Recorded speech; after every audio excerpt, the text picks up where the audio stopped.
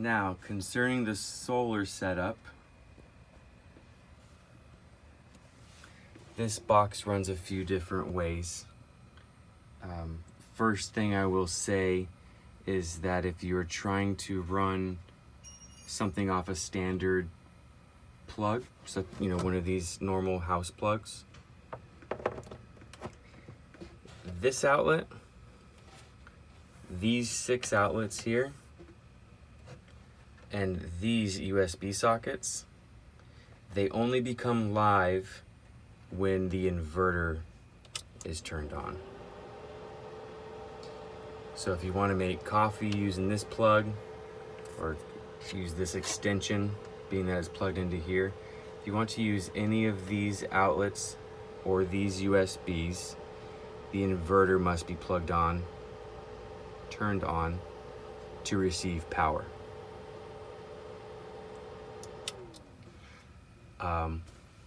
Things running directly off of the battery inside here, like the fridge, these 2 sockets here, 12-volt old school cigarette lighter sockets, as well as these 2 DC sockets, which can, they sell lights online at their website. They sell lights that can plug into these.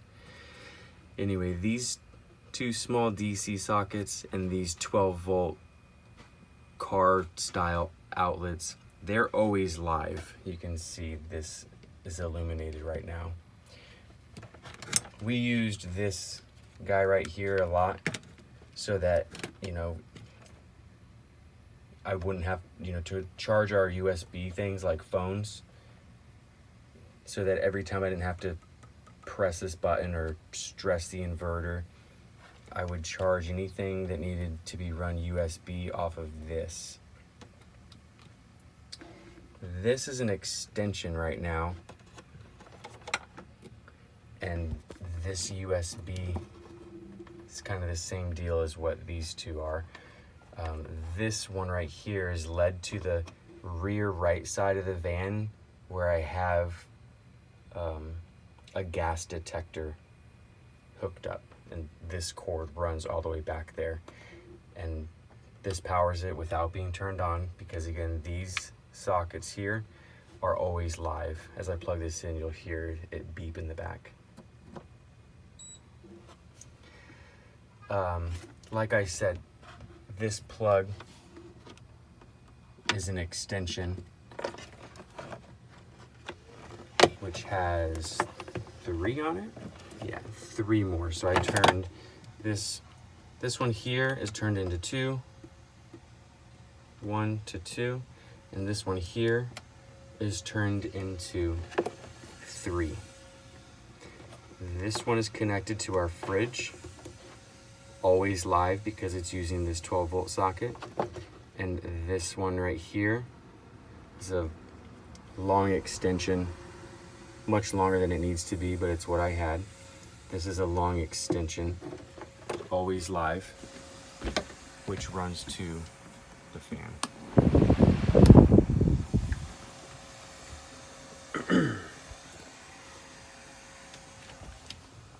I have the solar panels coming down the roof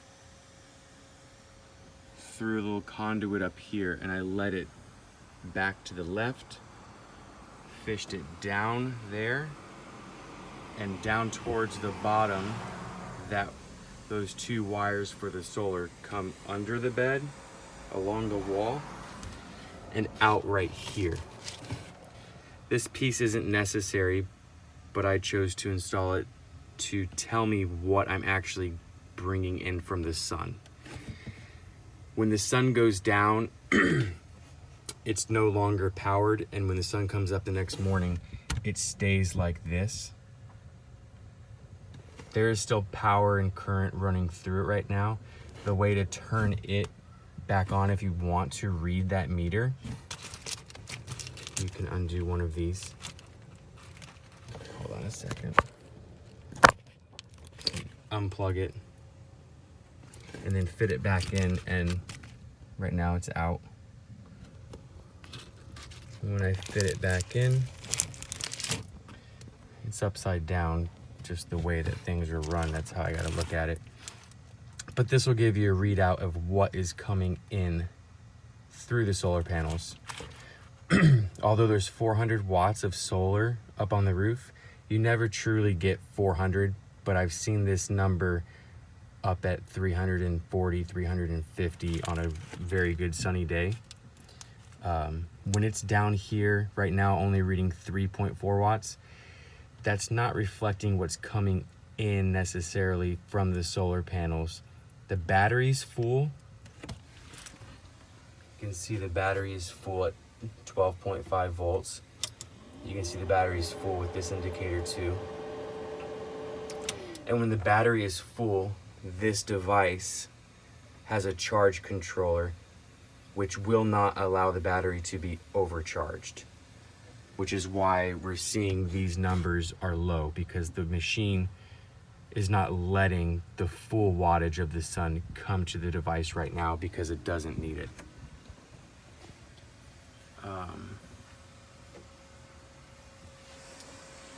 Here are some spare wires that do a couple different things. This first one here, this is the input that goes into the box. So you see another orange plug there. This one here that I hold is identical to the one that's there. I bought this as a spare, as a backup, in case I needed to have another one. I have it on hand.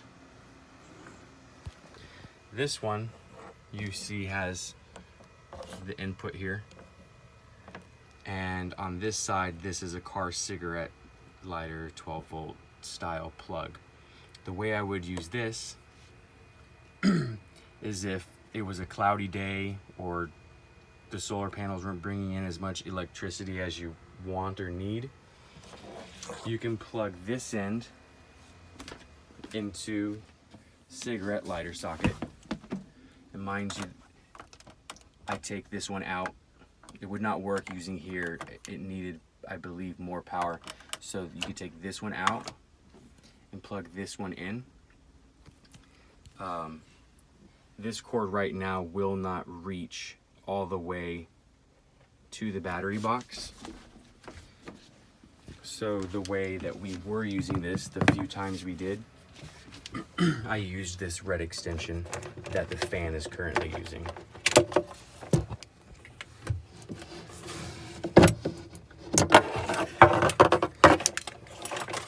I think this thing is like, I don't even know, 8 feet long or, yeah. So anyway, we plug these two together.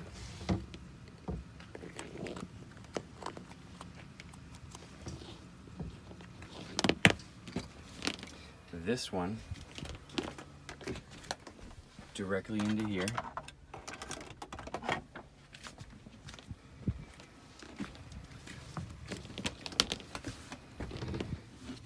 And then the way that these are undone, there's this kind of tab right here is pulled out like that. Out, you see an arrow, out and twist down. So out and twist. And then it's released. You'll see that that LED shut off because there's no more solar plugged in. You might have a hard time doing this with one hand.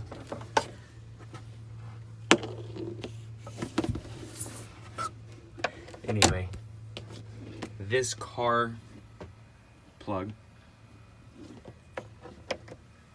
led all the way up to there. We have plenty of room. And this would allow for alternator charging, I guess we could say. The last one, the third way that you can charge it, is with this little plug. I've got this wired. I run this wire through the wall over here. And it's this box here. So you can use a standard wall outlet. You could bring this entire box into your house, or if you're at a campsite and wanted to top the battery off this way, This is honestly slower than solar and slower than the 12 volt alternator charging method. But you got 3 ways to charge it. With this guy, with the car charger, and with the solar, which, you know, 99% of the time we just got solar in and it did its thing and ran just fine. The last thing to note about these charging methods, obviously you can only plug in one of these orange cords at a time, but in the user manual they make it very clear, and I think there's something even written over here. Never connect a source. No. Anyway,